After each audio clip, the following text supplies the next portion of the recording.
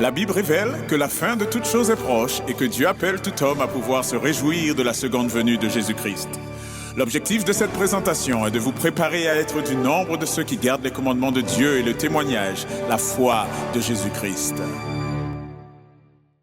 Bonjour à toutes et à tous et bon sabbat à chacun, quel que soit l'endroit où vous suivez ce message, que ce soit en direct, mais aussi en différé.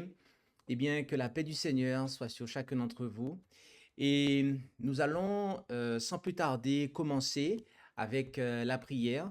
Et j'inviterai toutes celles et ceux qui le peuvent à bien vouloir prendre la position qu'il convient là où c'est possible.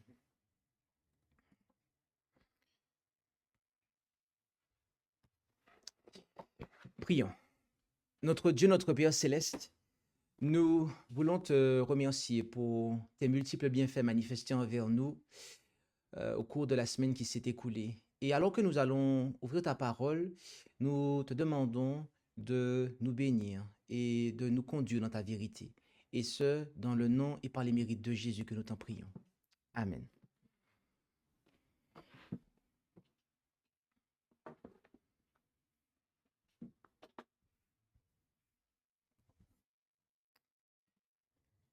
Le titre de cette étude,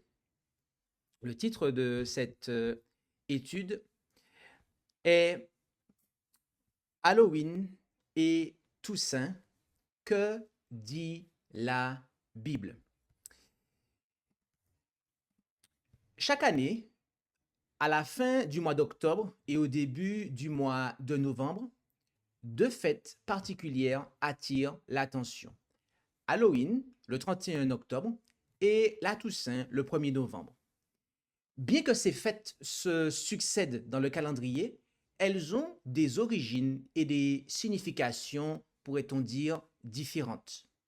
L'une trouve ses racines dans d'anciennes traditions païennes celtiques, tandis que l'autre est une célébration instituée par l'Église catholique romaine plusieurs siècles après Jésus-Christ. Halloween est à l'origine une fête folklorique héritée du festival celtique de Samhain, célébré il y a plus de 2000 ans en Europe celtique.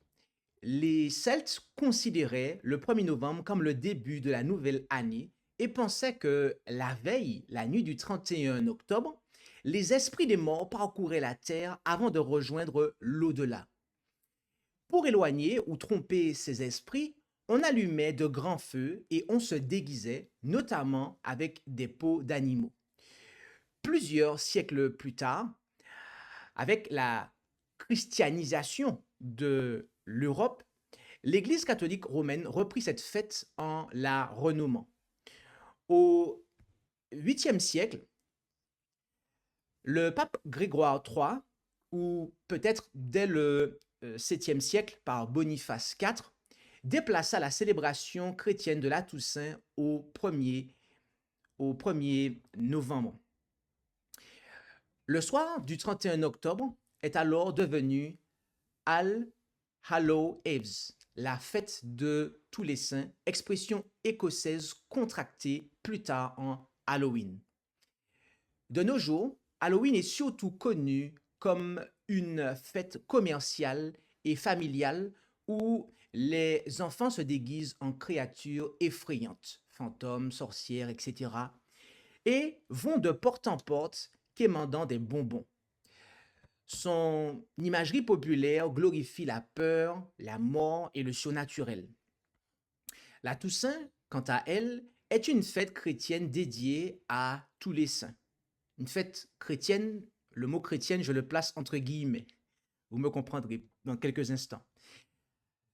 Instaurée à l'origine le 13 mai de l'an 610 par le pape Boniface IV, elle visait à honorer la mémoire des martyrs et des saints de l'Église primitive. Plus tard, vers 835, la date de la Toussaint fut fixée au 1er novembre par le pape Grégoire IV, sans doute pour évangéliser les pratiques païennes d'automne en les supplantant. Le jour de la Toussaint n'est mentionné nulle part dans la Bible, Il s'agit donc d'une tradition catholique romaine née plusieurs siècles après la mort des premiers apôtres.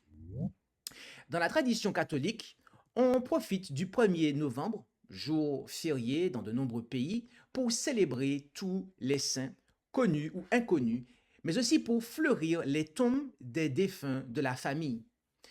Techniquement, le 2 novembre est la commémoration des défunts. Très précisément, je reprends, est la commémoration des fidèles défunts ou jour des morts consacré à la prière pour les âmes des disparus. Mais dans les faits, la plupart des gens visitent les cimetières le jour de la Toussaint, profitant de ce jour de congé. La Toussaint a donc pour signification officielle d'honorer la nuée de témoins de la foi chrétienne décédés au travers des âges en les donnant en exemple aux vivants. Après avoir examiné l'origine et le sens de ces deux fêtes, nous allons voir à la lumière de la Bible comment mais aussi pourquoi un chrétien dont la foi est basée sur les Écritures ne peut pas célébrer Halloween ni la Toussaint sans compromettre les enseignements bibliques. Nous allons donc nous intéresser à Halloween dans un premier temps au regard de la Bible. Halloween, tel que pratiqué aujourd'hui, pose plusieurs problèmes pour le chrétien qui est attaché à la Bible. En effet, cette fête tire son origine de rites païens liés à la croyance aux esprits errants et fait la promotion de symboles occultes ou macabres. Et voici 3 raisons bibliques majeures pour lesquelles Halloween est incompatible avec la foi chrétienne qui est fondée sur la parole de Dieu. Premièrement, les origines occultes et pratiques païennes interdites. La célébration d'Halloween puise dans des rituels païens, contact avec les esprits des morts, déguisement pour tromper les fantômes. Or, la Bible avertit explicitement le peuple de Dieu de ne pas imiter de telles pratiques occultes. En effet, lorsque nous considérons ce qu'il nous est dit en Deutéronome 18, du verset 10 à 12, eh bien, nous apprenons que il ne se trouvera personne au milieu de toi qui fasse passer par le feu son fils ou sa fille, ni de devin qui se mêle de deviner, ni de pronostiqueur de temps, ni aucun qui use d'augure, ni aucun sorcier, ni d'enchanteur qui use d'enchantement, ni d'homme qui consulte l'esprit de Python, ni de diseur de bonne aventure, ni aucun qui interroge les morts. Car quiconque fait ces choses est en abomination à l'Éternel. Et à cause de ces abominations, l'Éternel ton Dieu chasse ces nations-là de devant toi. Ces activités, magie, sorcellerie, nécromancie, sont abominables aux yeux de Dieu, tel qu'on le voit au verset 12 que nous venons de lire. Et cela est strictement interdit au peuple de Dieu. Participer à Halloween, même sous forme ludique, revient à donner du crédit à des pratiques que Dieu condamne. La Bible déclare aussi ce que nous lisons en Lévitique 19 au verset 31. Ne vous détournez point après ceux qui ont l'esprit de Python, ni après les devins. Ne cherchez point de vous souiller par eux, je suis l'Éternel, votre Dieu. Un chrétien ne peut donc banaliser la sorcellerie, les maléfices ou toute forme de superstition sans trahir l'enseignement biblique. Deuxièmement, il s'agit d'une fête qui glorifie les ténèbres. Le thème central d'Halloween tourne autour de la peur, de la mort, des créatures démoniaques et des œuvres des ténèbres. Or, la Bible appelle les croyants à rejeter les œuvres des ténèbres et à marcher dans la lumière, tel qu'on peut le voir en Éphésiens 5, verset 11, où il nous est dit « Et ne communiquez point aux œuvres infructueuses des ténèbres, mais au contraire, reprenez-les. » Ce qui, dans une autre version, eh bien, par exemple, dans la Bible juive complète, n'ayez aucune part aux œuvres issues des ténèbres, mais au contraire, dénoncez-les. D'accord? Donc là, nous voyons bien que l'enfant de Dieu ne doit avoir aucune part avec cela. De même, nous devons nous abstenir de toute forme de mal, toute apparence de mal, comme cela nous est dit en 1 Thessaloniciens 5, verset 22, abstenez-vous de toute apparence de mal.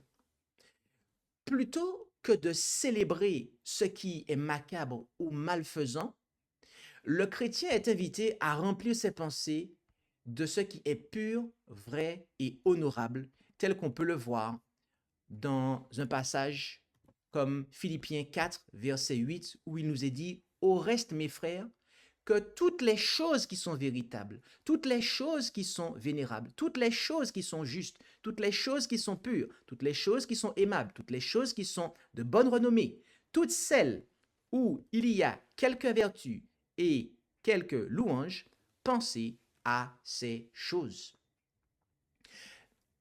Participer à une fête qui met en scène des déguisements de démons, de monstres, de morts vivants, cela va à l'encontre de l'esprit d'excellence et de sainteté que Dieu veut pour ses enfants.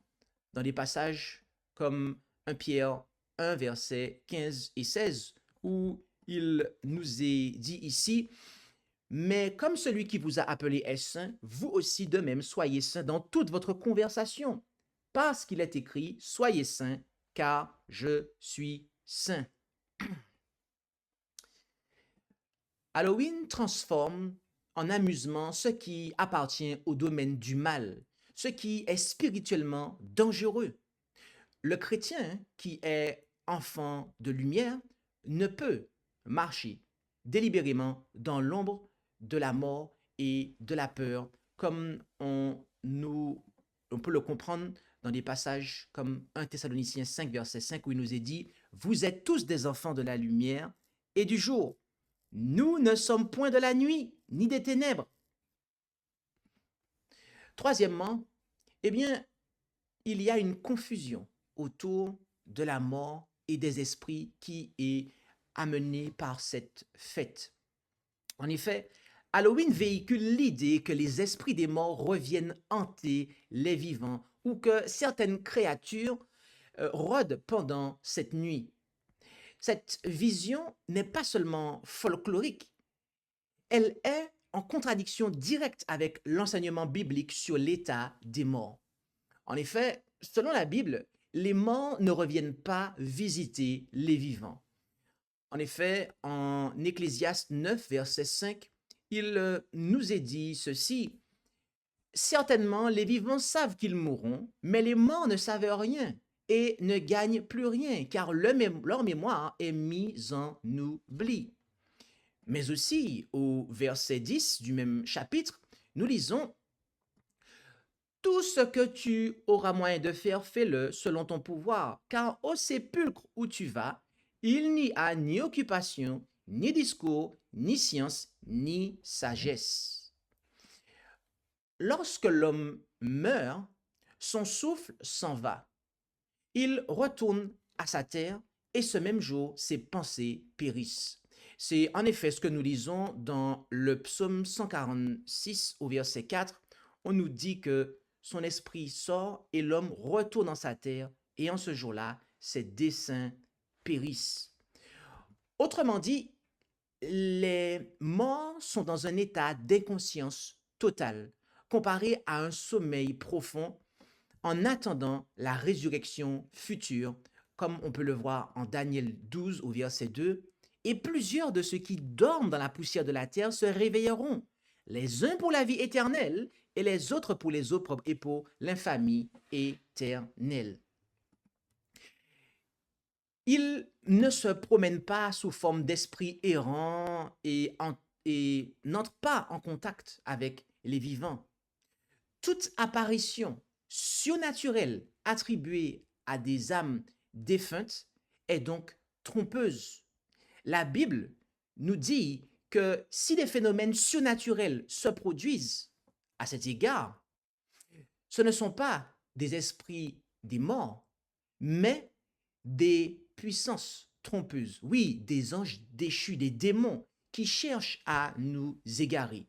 En effet, en 2 Corinthiens 11, verset 14, il nous est dit, et cela n'est pas étonnant car Satan lui-même se déguise en ange de lumière.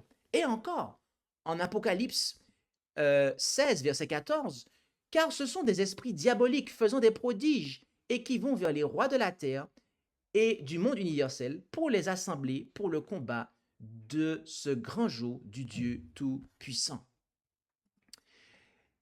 C'est d'ailleurs pour cette raison que la Bible, eh bien, interdit formellement de consulter les morts ou les médiums.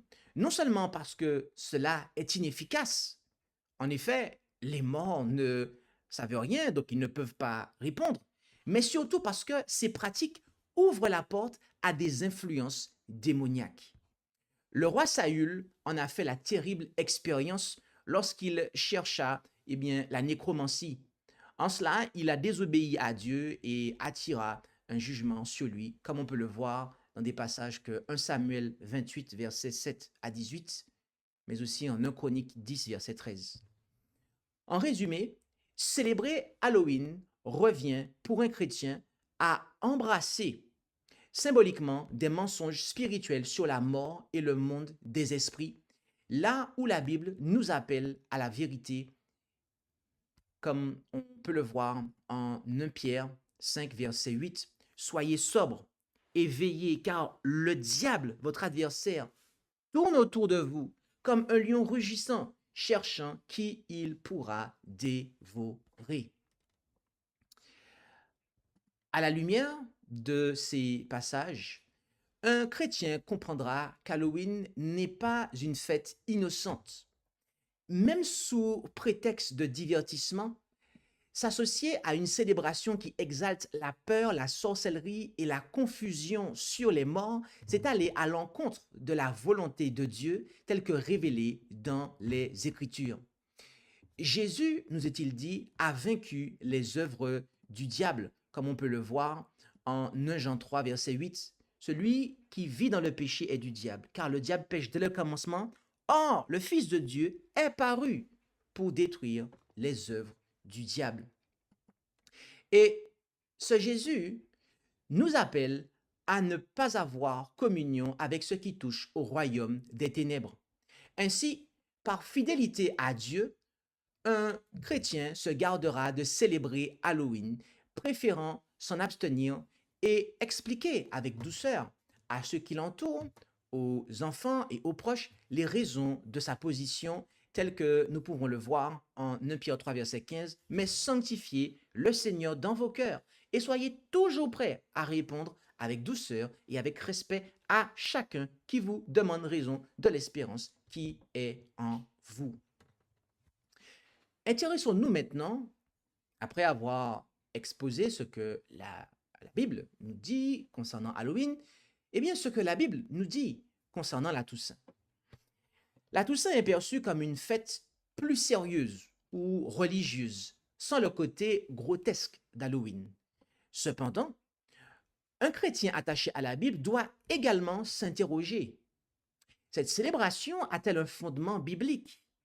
Et son esprit est-il conforme aux enseignements de Jésus et des apôtres? Voici 3 raisons bibliques pour ne pas célébrer la Toussaint en tant que fête religieuse. Bien évidemment, quand on fonde sa foi sur la parole de Dieu. Premièrement, eh bien, il s'agit d'une institution purement humaine, non commandée par Dieu.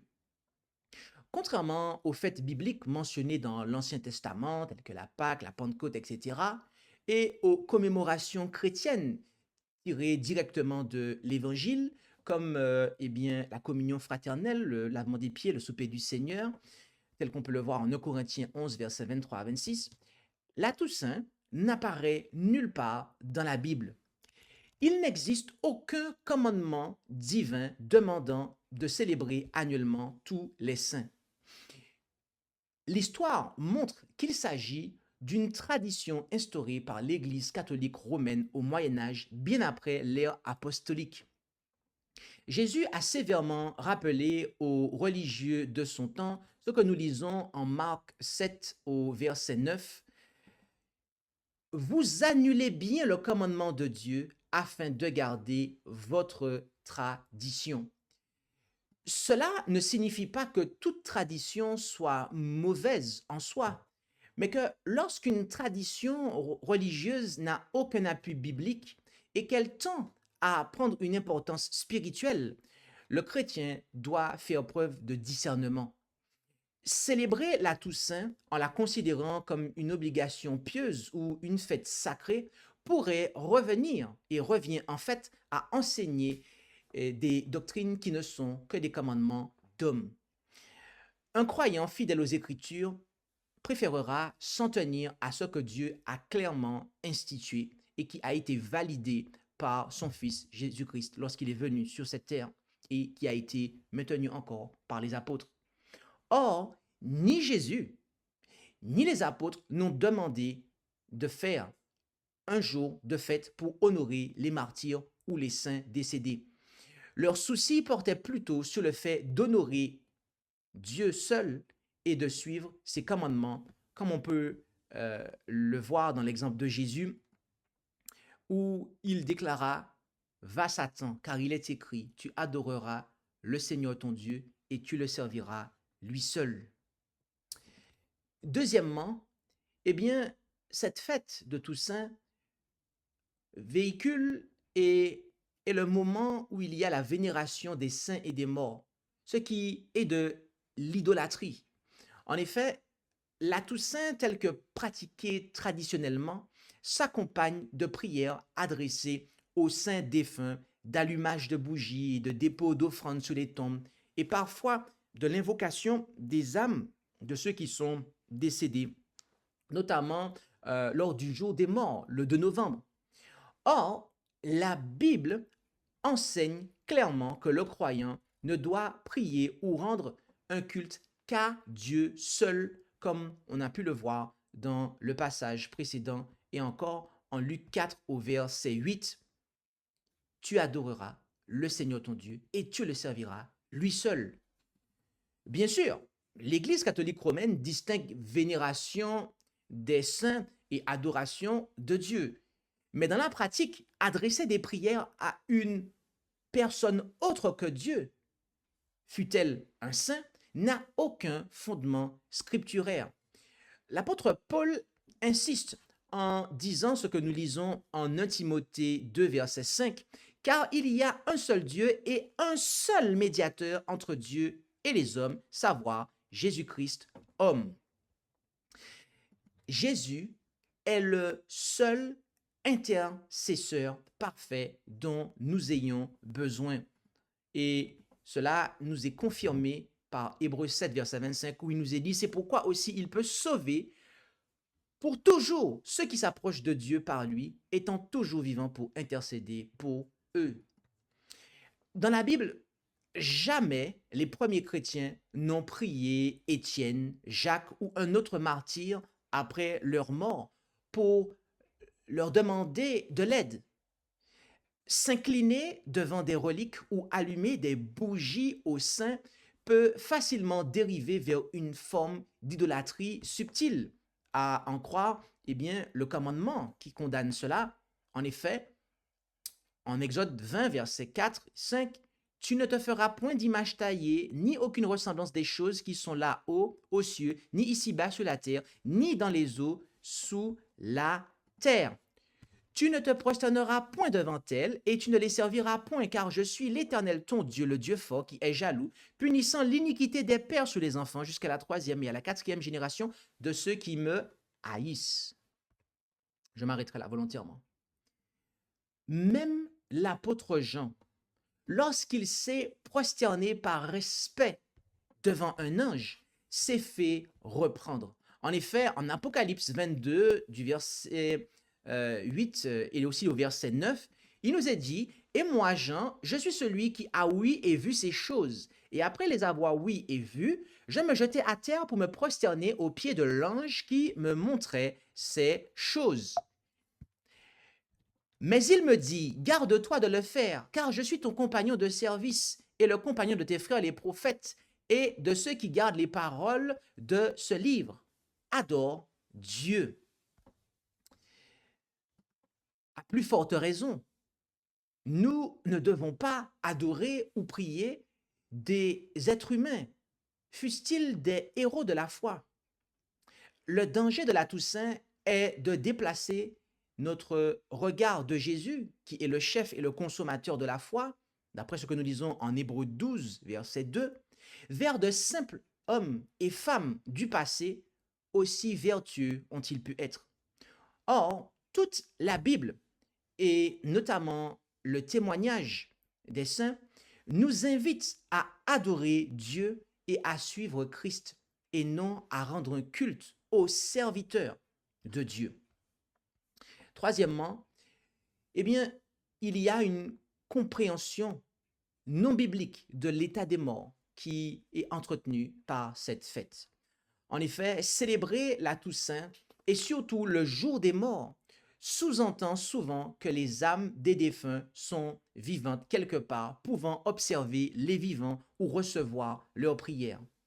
La tradition catholique romaine prétend que les saints sont au ciel et qu'ils intercèdent et qu'il y a des défunts qui sont au purgatoire et qui peuvent bénéficier de la prière de ceux qui sont vivants. Cependant, la Bible ne soutient pas cette notion. Au contraire, elle la réfute. Comme nous l'avons vu plus tôt, les morts sont inconscients, endormis dans la tombe et ils attendent la résurrection. Daniel 12, verset 2 nous dit, nous le rappelons, plusieurs de ceux qui dorment dans la poussière de la terre se réveilleront, les uns pour la vie éternelle et les autres pour les opprobres et pour l'infamie éternelle. Parlons de la résurrection à venir, voilà ce que le prophète Daniel nous dit. Et Jésus lui-même compara la mort à un sommeil quand on regarde ce qu'il nous est dit en Jean 11, versets 11 à 14.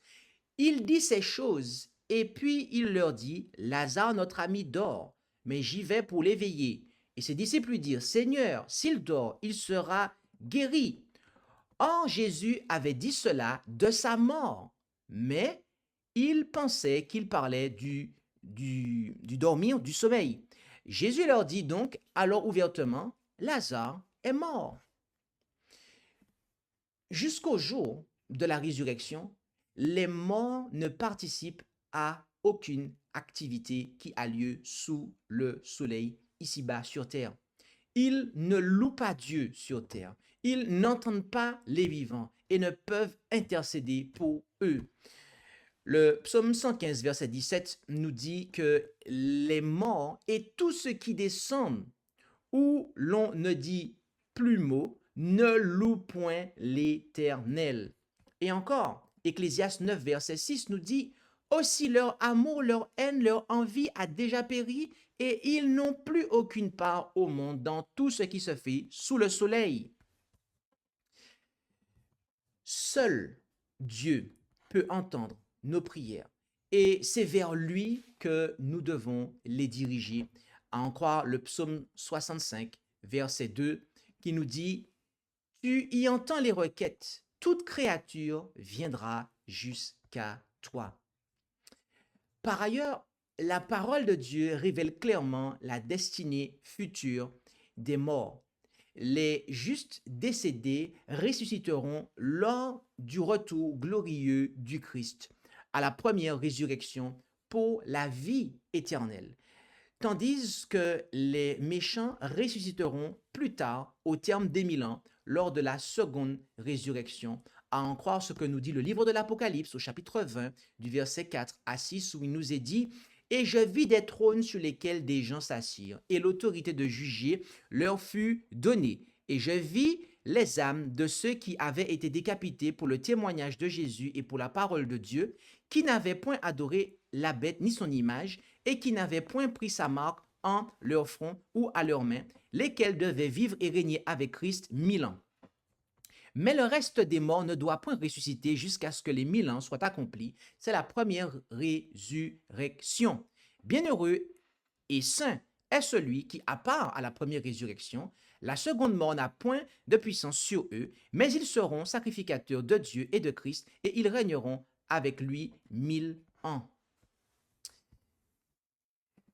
L'apôtre Paul décrit ce moment avec enthousiasme dans son épître aux Thessaloniciens, la première, au chapitre 4, du verset 16, au verset 16 et au verset 17, où il nous est dit ceci: « Car le Seigneur lui-même, avec un cri d'exhortation et une voix d'archange, et avec la trompette de Dieu, descendra du ciel, et ceux qui sont morts en Christ ressusciteront premièrement.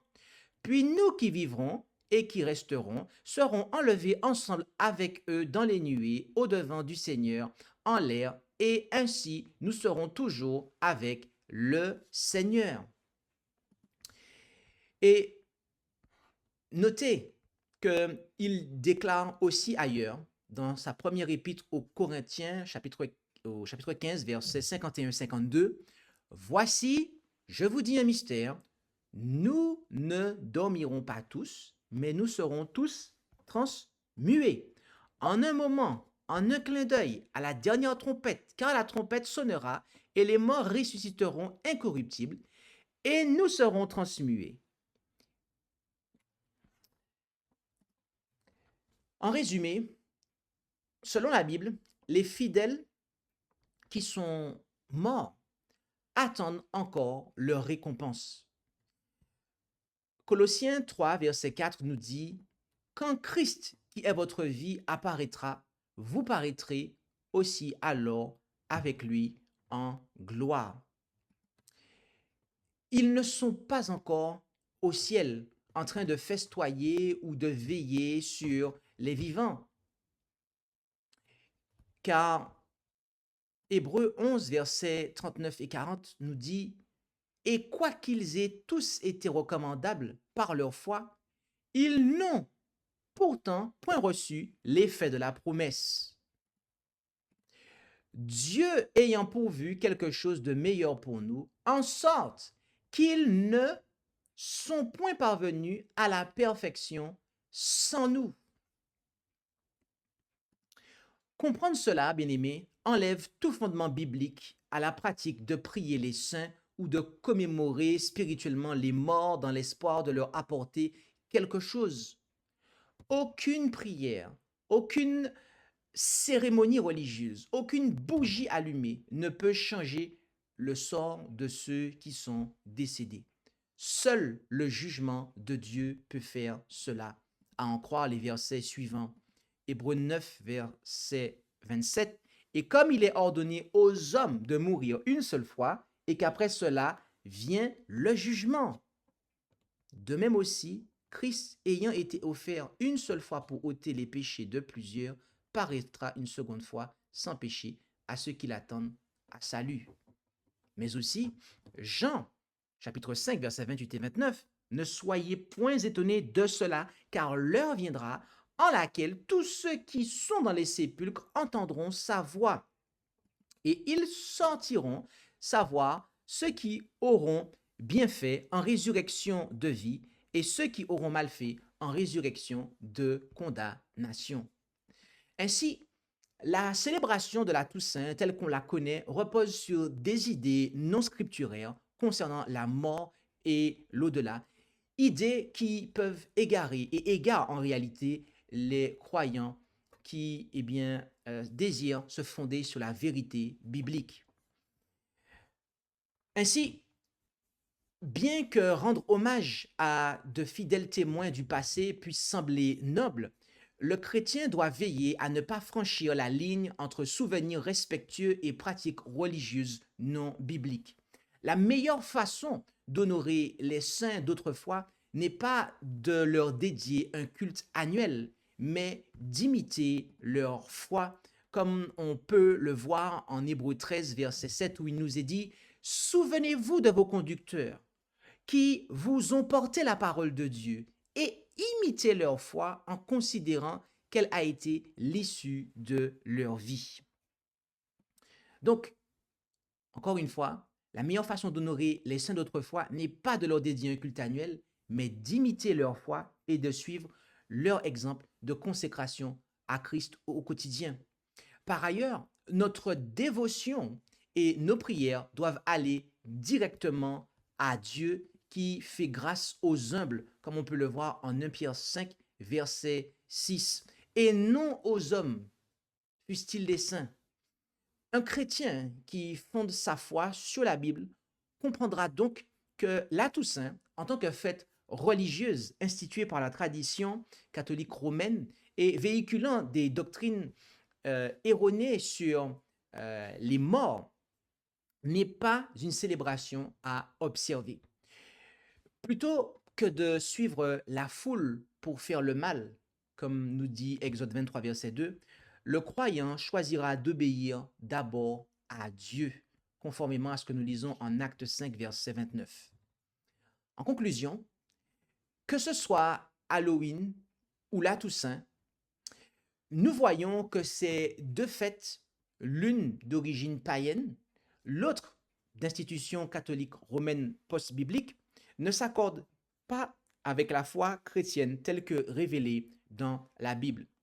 Le chrétien est appelé à être dans le monde, mais pas du monde, comme nous pouvons le voir en Jean 17, au verset 14 jusqu'au verset 17.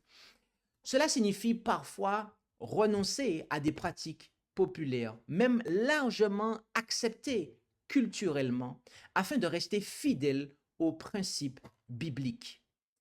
La parole de Dieu nous exhorte d'ailleurs en nous disant ce qui suit dans la première épître de Jean, chapitre 2, verset 15, « N'aimez point le monde, ni les choses qui sont au monde. Si quelqu'un aime le monde, l'amour du Père n'est point en lui. » Et encore, Romains 12 au verset 2. « Et ne vous conformez point à ce présent siècle, mais soyez transformés par le renouvellement de votre entendement, afin que vous éprouviez quelle est la volonté de Dieu, bonne, agréable et parfaite. » Il y a une décision à prendre pour chacun. Suivre le courant du monde ou suivre Jésus-Christ.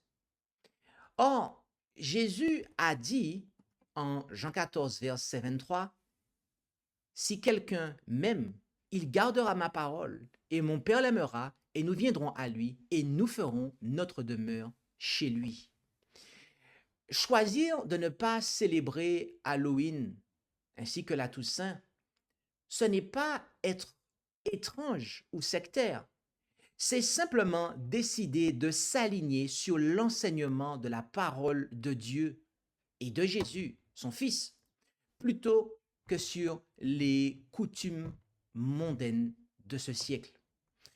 Bien sûr, cette décision peut susciter des incompréhensions de la part de notre entourage, mais c'est aussi une occasion de témoigner avec amour et humilité que nous servons un Dieu vivant et de vérité, et que nous avons une espérance différente concernant la mort et la vie éternelle. Rappelons-nous l'encouragement de l'apôtre Paul en Éphésiens 5, verset 11, dans la Bible juive complète. « N'ayez aucune part aux œuvres issues des ténèbres, mais au contraire, dénoncez-les. » Mais aussi ce que Jésus déclara en Jean 17, verset 17. « Sanctifie-les par ta vérité, ta parole est la vérité. » Ne suivons pas le monde, bien-aimés, avec ses fêtes contraires à la vérité biblique, mais suivons la parole de Dieu. C'est elle qui est une lampe à nos pieds et une lumière sur notre sentier. Nous conduisons non dans les traditions d'hommes ou les ténèbres de l'erreur, mais dans la lumière merveilleuse du Christ. Que Dieu nous bénisse tous. Je vous invite à prier afin de clôturer ce moment en prenant la position qu'il convient là où c'est possible.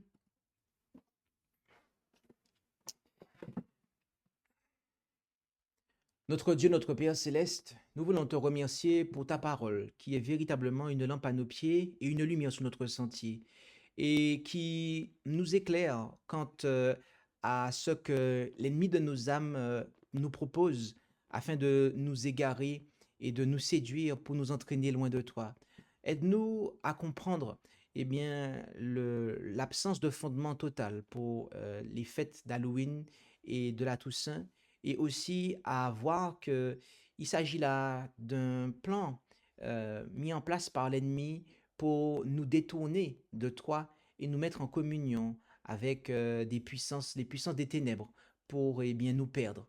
Alors que nous puissions, par amour pour toi, nous focaliser sur ce que ta parole nous dit et ne pas nous conformer au siècle présent et aider en même temps celles et ceux qui se posent des questions à tourner les regards vers toi et à mettre derrière eux ceux qui tendent à nous éloigner de toi.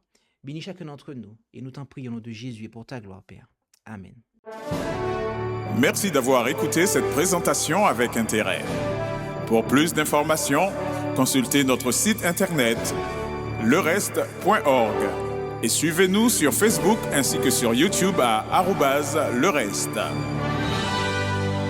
Vous pouvez aussi nous contacter par email à info@lereste.org ou par téléphone au +33 6 12 60 13 69.